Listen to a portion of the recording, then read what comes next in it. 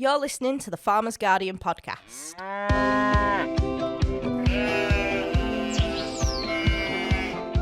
Schmallenberg has been one of the issues that has been affecting sheep farmers during this lambing period. I'm Alex Black, and on this episode of the Farmer's Guardian podcast, we'll be talking to Wiltshire vet Mel McPherson.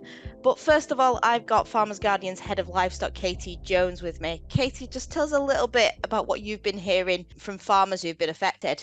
Thanks, Alex.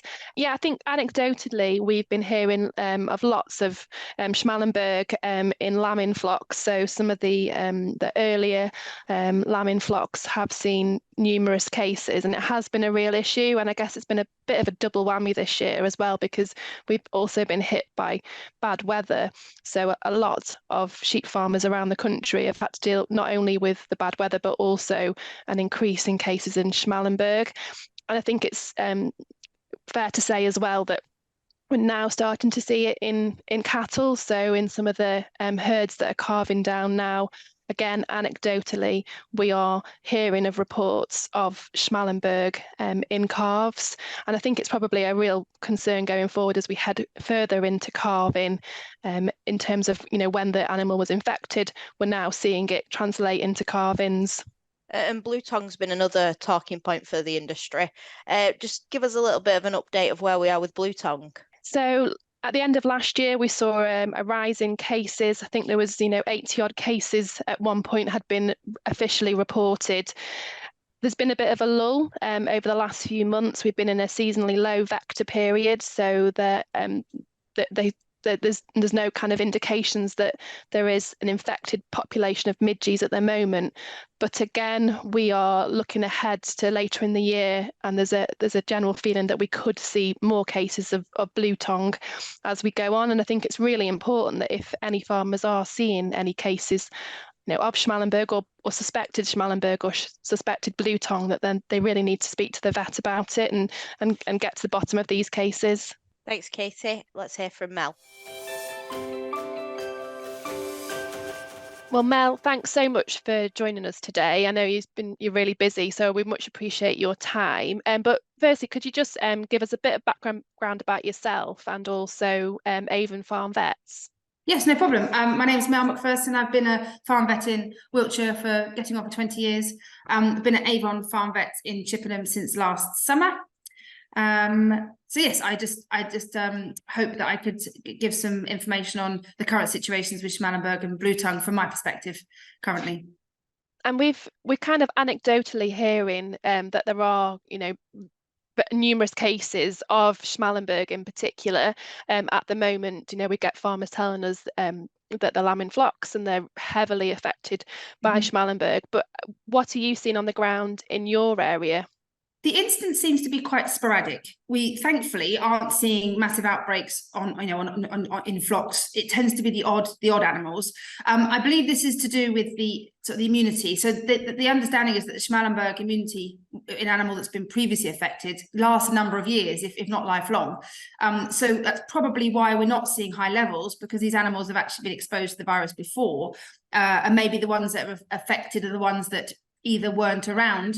Younger animals that weren't around at the last flare up, or maybe they didn't amount an immune response quite sufficiently, or maybe they just weren't exposed to the virus for whatever reason. So I think that's why we're seeing it sporadically. I also think that's why we're getting these years of gaps between flare-ups, because when a certain proportion of the flock are, and herd, we're talking about cattle as well, when a certain proportion of the flock or herd are have antibodies, then it doesn't get to sort of spread through them in quite the same way. It keeps a lid on things.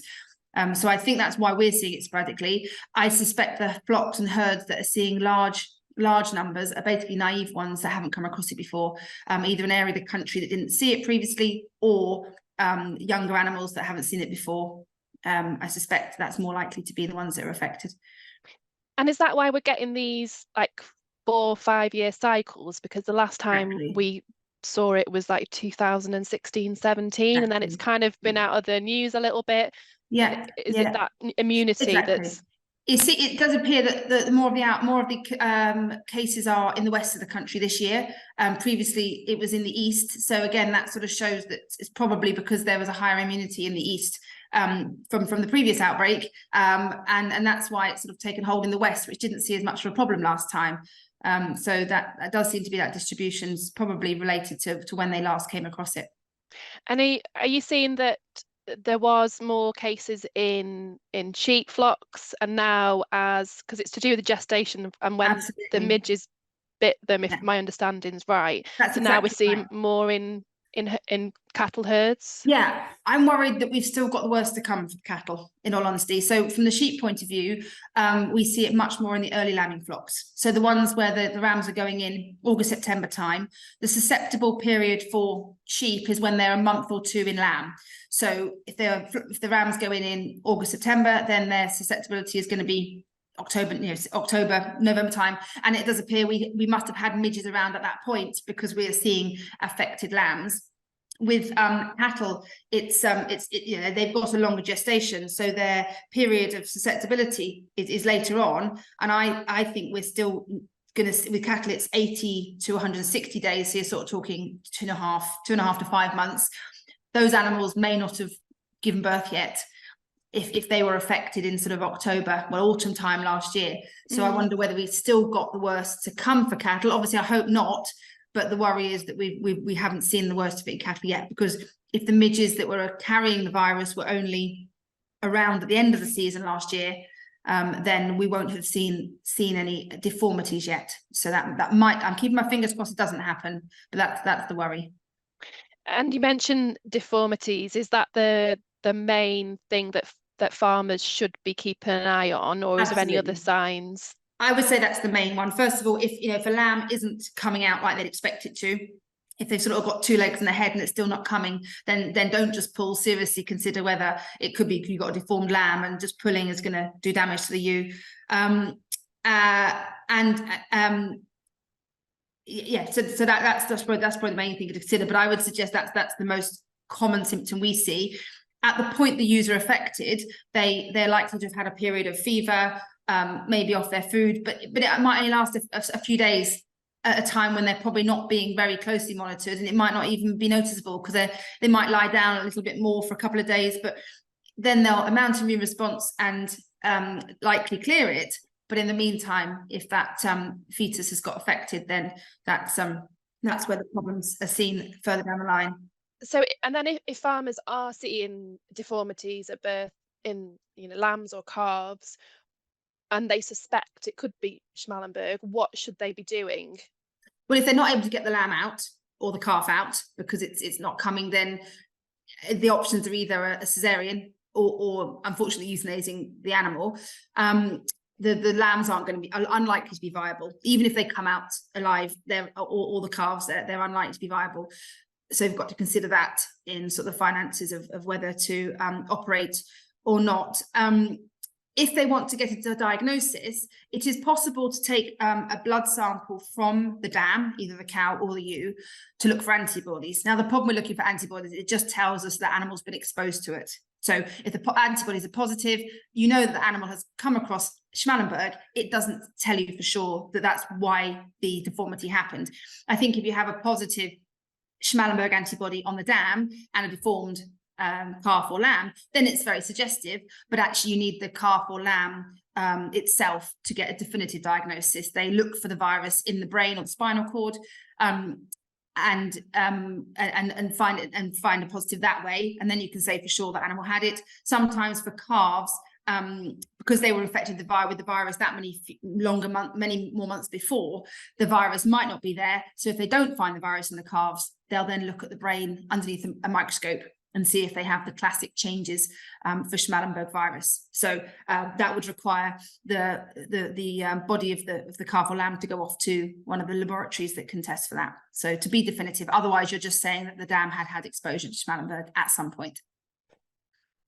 And I guess farmers will be saying, well, we think it's Schmallenberg, so we don't really need to bother test. There's nothing we can do. But it is important that you know exactly what it is, because Well, it could be something else potentially. Well, that is the problem, isn't it? If you're only going to test for Schmallenberg when you send the fetus off, rather than a full abortion inquiry, then yes, a positive probably isn't very useful, because there is no vaccination. So it will tell you that, oh, that's what it was. Great, what can we do about it? Well, unfortunately, nothing. Certainly for the animals that are pregnant now, the way that we could possibly manage is to lamb the ewes later. Not all management systems are going to be able to do that. It's just suddenly switch to later lambing. But if you were to put the tups in with the ewes November, December time, then their risk period is going to be December, January, when you hope, although with milder winters, it's not a promise, but you hope there'd be no midges or less midges around. So you're decreasing the risk. But obviously that then means lambing in sort of April, May, which just might not be the right setup for a management system to better switch that. So maybe if we're at risk of Schmallenberg any year, we should be considering that anyway. It's not necessarily just for that 1 year. It could happen any year. And the problem is you don't know about it until you start getting deformed lambs, and by then it's too late. So. And you mentioned vaccinations and also kind of control measures there. We touch on control measures first. Apart from later matings, is there anything else we can do, like insecticides? Are they likely to make a difference at all? The insecticides would be helpful for just overall bringing the numbers of midges down. But the problem is the midges have to go on the animal to be killed. So by that point, they could already be spreading the virus. So yes, to keep overall numbers down, it could be helpful. It's also avoiding areas that midges might be. So, wetter areas with high organic content, damp soils, that there's more likely to be midges, but it's only one part of it. It's not going to exclude them getting it. It might just help. Not sharing needles between animals, because it can be spread by a midge, but it can also be spread by sharing needles. So again, it might help separate. Being careful where you're buying in from. If you're buying in from an area that's had the problems, then obviously you're more likely to bring it onto the farm. And also it's really important with any parasite controls that you start it early in the season. Waiting until mid-season when there's loads of flies around, it's going to be very difficult to get the numbers down to a level that's going to make a difference. So starting vector control now, while the numbers are manageable, because every time a midge goes onto the animal, it takes a little bit of the medicine. If you've got thousands of midges, that's going to get used up quicker. So yeah, starting the treatment sooner rather than waiting until you've got a big problem before you start initiating those controls. And then on to vaccination. I know in previous years there has been vaccines available, vaccines produced. I don't believe there's one for at the moment. Is this something that we need to have a vaccine for, do you think? I think the problem is that because natural immunity is so long lasting, then once they've come across it once, then a vaccine is not going to be useful in those animals. Plus, if this disease is coming around on a 4 or 5 year cycle, we've got to question whether there's going to be a commercial interest. I'm not saying there won't be one, but for a vaccine, it's only going to be used potentially every 4 or 5 years, and we don't always know when that's going to be. So by the time there's a problem, you haven't vaccinated yet. I think to vaccinate every single year for something that appears to only be cropping up every few years might be difficult to justify commercially. So it'd be nice if there was one. It'd be great if there was, because at the moment, all we're saying to farmers is, sorry, we've got Schmallenberg, but not much we can do about it except try and control midges. It would be nice, of course, but I don't know whether there will be one. And when there has been a vaccine, uptake's been pretty low, hasn't it? I believe. Yeah, I think because by the time there's a problem, the season's gone. Late. I think that's the issue with that. I think the first year there was, but then when no one saw a problem for the next 3-4 years, they're like, what's the point in doing this? My neighbor didn't vaccinate and his animals are fine. Why am I wasting money on it? So I think that quite quickly, sort of the panic of the initial outbreak, sort of, was it 12, 13 years ago? Yes, people did. And then quite quickly they were seeing that other people were getting away with not. And obviously it's an expense and time, and all anything we put into an animal has potential risks. So I think it quite quickly fell by the wayside. So do you think that Schmallenberg is just something that we're just going to have to live with and manage as well we can, and accept that in the years where there is a problem, there is an outbreak, for a better word, we are just going to have to suck it up. It's horrible to say that, isn't it? I think it's a disease we're still learning a lot about. I think more, we will get more information. It's never, when we've only seen effectively 3 episodes of it in the last 13 years, obviously it makes it difficult to then build up a picture. But the more we learn about it, the more we're more likely to be able to find different ways to manage it. But at the moment, we have nothing. I suppose for 2024, it's just been that double whammy as well, because the weather has been so awful for farmers. And then if they're then kind of hit with this really difficult lambing time, or a calving season, and they're just seeing all these deformed calves, lambs coming out, and then they're also trying to contend with the weather, it just seems like this year has been worse than ever, perhaps. I think we say that every year, don't we? There's always something, isn't there? But there's always something being thrown at the farmers, and it does feel like one thing after another, doesn't it?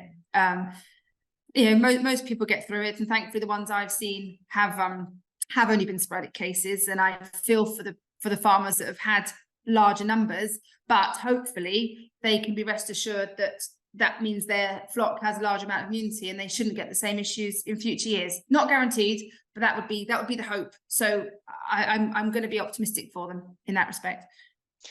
And you talk about, farmers always kind of been faced with something, as well as Schmallenberg, we're also dealing with Bluetongue. At the end of last year, at the beginning of this year, there was quite a few confirmed cases. I think up to March there was about 120 odd confirmed cases.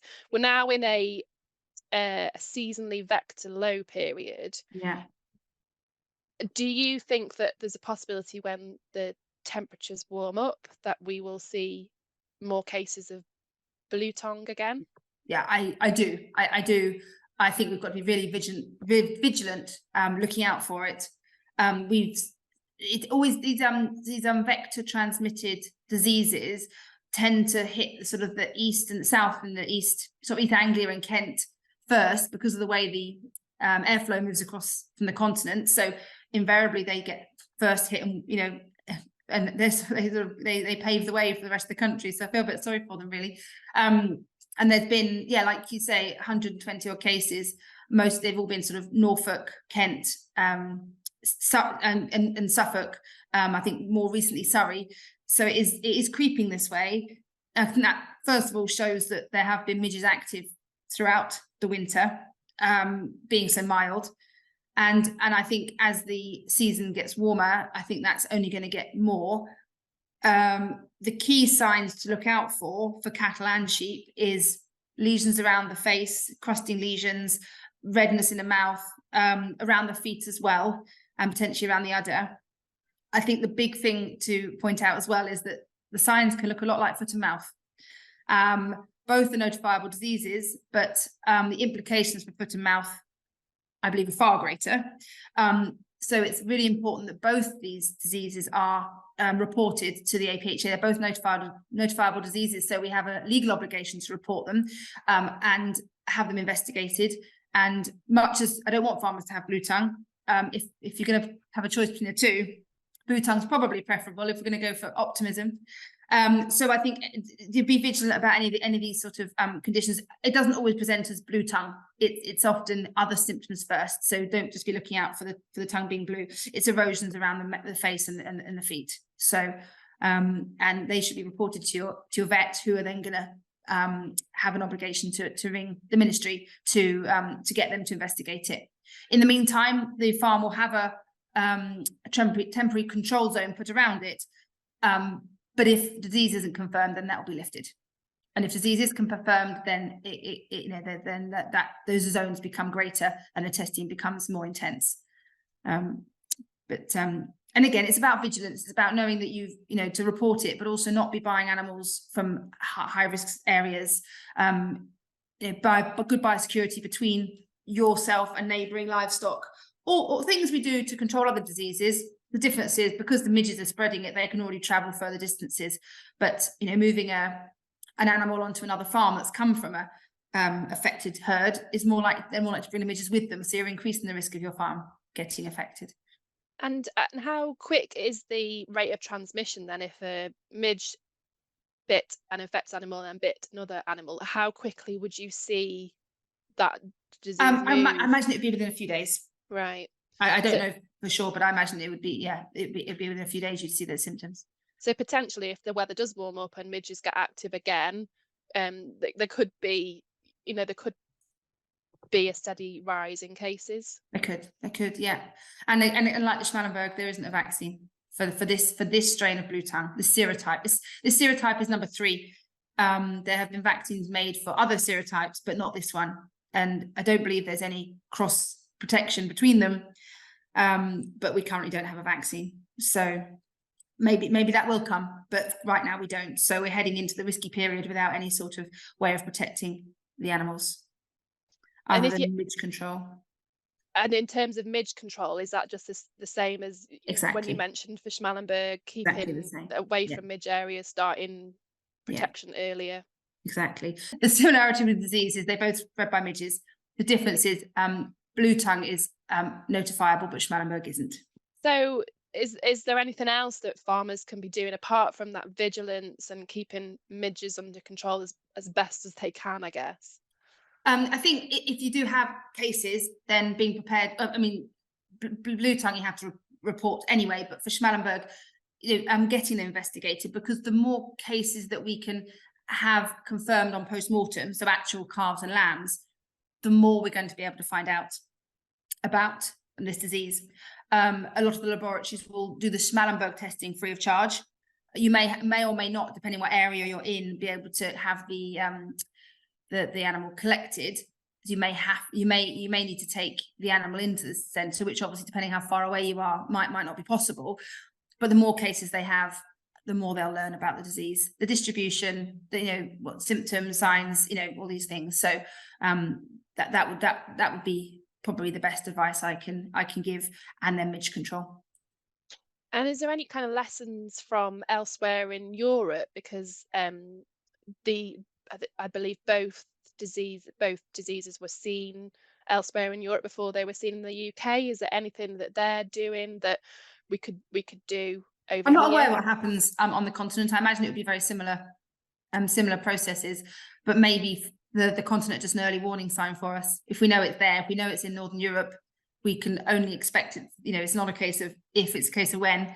So I think that's where they're useful, is just knowing what's going on there, and being prepared that it won't be long before we get it. It's highly likely with the movement of the airstreams that we're going to be getting that. So what would your advice be for farmers going into hopefully a bit better weather in terms of disease control? I think much as it's very difficult to control midges, just being aware of the diseases that they transmit. There's no evidence that we've actually got midges with the virus circulating in the UK at the moment, but I still think that's an if and not a when. So keeping those numbers down best as possible, avoiding areas that's high midges, being careful where you're buying animals in from, and then just being aware of the diseases, and notifying their vets if they're suspicious. A huge thank you for Mel there for talking to us about these important topics going into the spring and summer. And that's it for this week's episode of the Farmer's Guardian podcast. Thank you very much for listening, and goodbye for now.